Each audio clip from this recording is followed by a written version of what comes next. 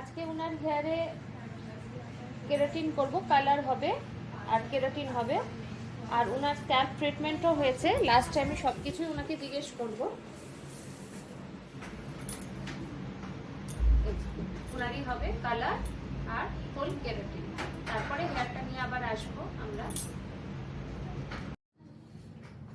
ওনার আগের হেয়ারটা দেখিয়েছিলাম, কেরাটিন হলো, কেরাটিন করার পরে কাটিং করলাম।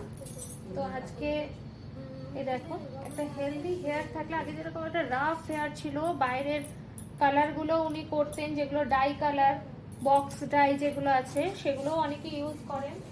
তো সেটাতে খুব রাফ একটা ব্যাপার চলে আসে।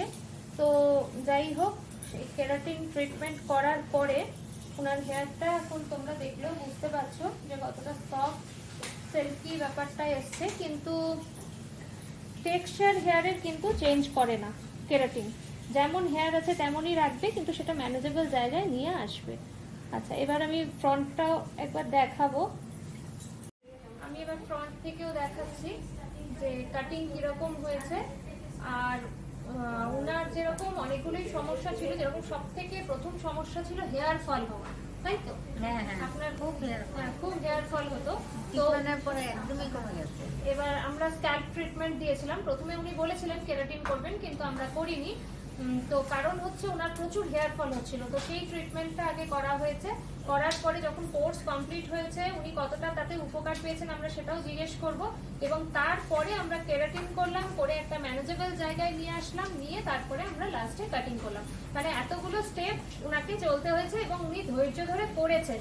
আমাদেরকে মানে ওনার সময় দিয়েছেন যে হ্যাঁ তোমরা করো, যা যা বলছো সেই অনুযায়ী উনি করেছেন। তো এবার ওনাকে আমি একবার জিজ্ঞেস করবো যে স্ক্যাল্প ট্রিটমেন্ট করে কিরকম উপকার পেয়েছো? অনেকটাই অনেকটাই, মানে যা চুল পড়তো এখন একটাও চুল পড়ছে না, এখন একদম বন্ধ, একদম বন্ধ আছে। আর কেরাটিন করলে, ট্রিটমেন্ট নিলে আগের হেয়ার আর এখন হেয়ার একটু অনেক পার্থক্য, অনেক পার্থক্য। ভালো লাগছে? নিজের চুল নিজেই চিনতে পারছি না। Thank you, thank you.